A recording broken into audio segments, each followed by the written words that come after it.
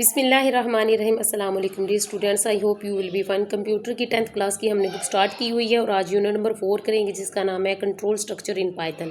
Dear students, اس video میں اس exercise کے جو شارٹ کوسچن ہے وہ آپ کے ساتھ میں شیئر کروں گی، تو آپ نے کیا کرنا ہے، ایکسرسائز والے سارے شارٹ کوسچن ہیں وہ ان کو لازمی یاد کر لینا ہے۔ مینس کہ اس کے جو شارٹ کوسچن ہے اس چیپٹر کے وہ بہت امپورٹنٹ ہے۔ ڈیئر اسٹوڈینٹس، اگر آپ سٹارٹ سے ہی تھوڑی تھوڑی محنت جاری رکھیں گے تو یقین مانیں اس کا پھل آپ کو ضرور ملے گا۔ تو آپ نے کیا کرنا ہے، ان شارٹ کوسچن کو لازمی پریپیئر کرنا ہے، ٹھیک ہے، اور میں کوشش کروں گی کہ بک کے اوپر ہی ان کوسچن کے آنسر آپ کو لگوا دوں۔ تو سب سے پہلے جو کوسچن ہے وہ آپ کے ساتھ اس کا آنسر شیئر کرتی ہوں۔ کوسچن نمبر 1 ہے، explain the use of the range function in for loop.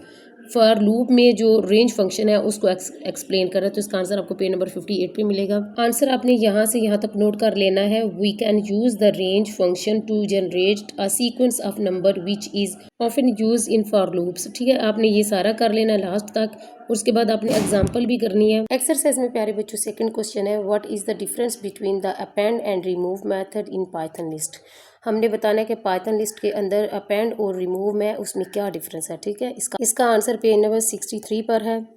Answer آپ کے سامنے ہے۔ اپینڈ کے بارے میں آپ نے پہلے لکھنا ہے، تو اس کا آپ لکھیں گے add N items to the and of the list, ٹھیک ہے۔ ریموو کا ہوگا remove the first occurrence of an item from the list, ٹھیک ہے۔ یہ دو آپ نے لکھنے کے بعد آپ نے نیچے جو اگزامپل دی گئی ہے وہ آپ نے لکھ لینی ہے۔ دیکھیں اسٹوڈنٹس کیا ہے، احمد، سارہ اور علی، ٹھیک ہے، 0 1 2 یہ ان کے نمبر ہوں گے۔ پھر اس کے بعد اپینڈ کون سا ہے، ہنا ہے، ہنا کو انہوں نے ایڈ کرنا ہے، ٹھیک ہے۔ پرنٹ کیا کریں گے، اسٹوڈنٹس ہے، تو آؤٹ پٹ میں ہم کیا لکھیں گے، احمد، علی، سارہ اور ہنا، ٹھیک ہے، اس کا یہ آنسر ہوگا۔ اور اس کے بعد تھرڈ کوسچن ہے، ڈیفائن ڈبنگ۔ اس کا آنسر آپ نے یہاں سے یہاں تک نوٹ کر لینا ہے، ٹھیک ہے۔ Dubbing is the process of lending of fixing error bugs in your code.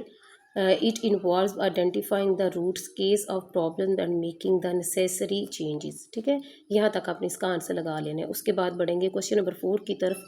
Question number 4 ہے، what are the 3 parameters of the range function، ٹھیک ہے، رینج فنکشنز کے آپ نے 3 پیرامیٹرز کرنے ہیں۔ اس کا آنسر آپ نے یہاں کوسچن نمبر 1 کے اندر سے لکھنا ہے۔ نمبر 1 پہ ہے رینج اسٹاپ، اس کے بعد ہے رینج اسٹارٹ اسٹاپ، اور تھرڈ پہ ہے اسٹارٹ اسٹاپ اسٹیپ۔ یہ 3 آپ نے اس کے رینج فنکشن نوٹ کر لینا ہے، ٹھیک ہے۔ اس کے بعد بڑھیں گے کوسچن نمبر 5 کی طرف۔ کوسچن نمبر 5 ہے، نیم 3 list method and their purpose. 2 تو ہم کر چکے ہیں کوسچن نمبر 2 میں، اپینڈ اور ریموو۔ اب ایک اور ہم ایڈ کریں گے، سارٹ، تو اس کا آنسر کمپلیٹ ہو جائے گا، ٹھیک ہے۔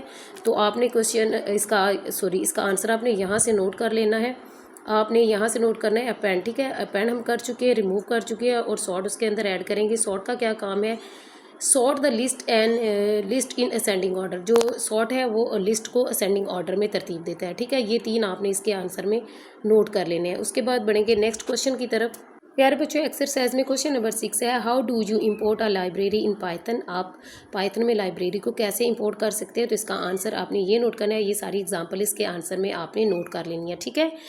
اس کے بعد بڑھیں گے کوسچن نمبر 7 کی طرف۔ کوسچن نمبر 7 ہے، what is unit testing. Unit testing کیا ہے اینڈ وائی از امپورٹنٹ، اور یہ امپورٹنٹ کیوں ہے، تو اس کا آنسر آپ نے یہاں سے یہاں تک نوٹ کر لینا ہے، ٹھیک ہے۔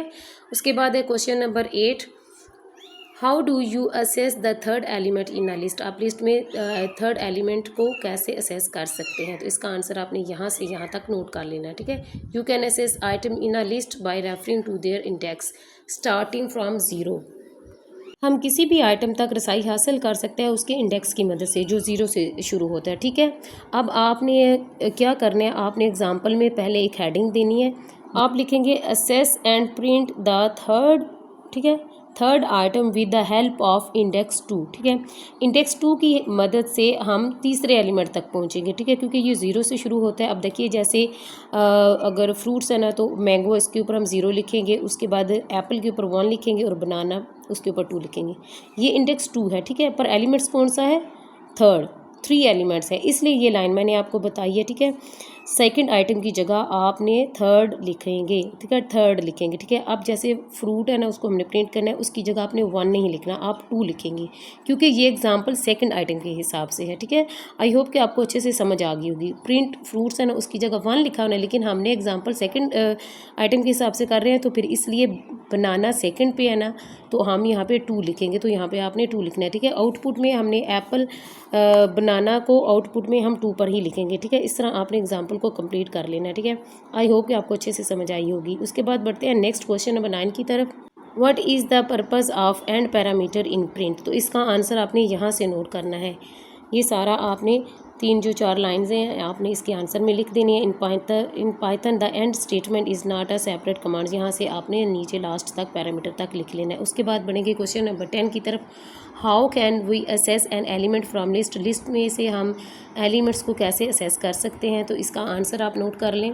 इसका आंसर सेम क्वेश्चन नंबर 8 की तरह ही है। आप चाहे तो पहले एलिमेंट जो मैंने एग्जांपल क्वेश्चन नंबर 8 वाली की थी चाहे वो कर ले, तो चाहे इसको ये जो सेकंड आइटम वाली है चाहे वो कर ले। जैसे you can access item in a list by referring to their index starting from zero. कि हम किसी भी आइटम तक रसाई हासिल कर सकते हैं उसके इंडेक्स की मदद से जो ज़ीरो से शुरू होती है। ठीक है, एग्जाम्पल है access and print the second item. जो पिछली हमने एग्जांपल की थी वहाँ पे हमने लिखा था थर्ड आइटम। ठीक है, तो यहाँ पे आपने सेकंड भी लिख सकते हैं। सेम टू सेम यही एग्जांपल भी कर सकते हैं और सेम यही क्वेश्चन भी कर सकते हैं। और जो क्वेश्चन नंबर 8 हमने किया था सेम वही भी कर सकते हैं। जैसे क्वेश्चन नंबर 8 में आउटपुट की जगह हमने एप्पल की जगह आउटपुट में एप्पल की जगह हमने बनाना लिखा था क्योंकि वो सेकंड आइटम के हिसाब से क्वेश्चन था। ठीक है, तो एग्जाम्पल थी, सॉरी।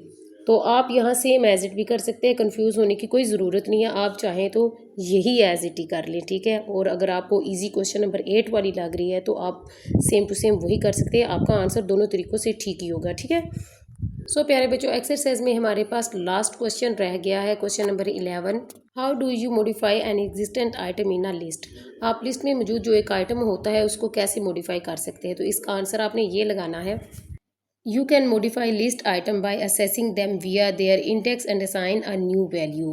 आप लिस्ट आइटम को उनके इंडेक्स के ज़रिए रसाई हासिल करने के लिए मॉडिफाई कर सकते हैं, उसमें तरमीम कर सकते हैं। ठीक है, एग्जांपल है change the first item in the list to orange and add a new fruit pineapple. यानी आप लिस्ट में पहले जो आइटम है ऑरेंज उसको तब्दील करें और उसकी जगह आप पाइनएप्पल को ऐड करें।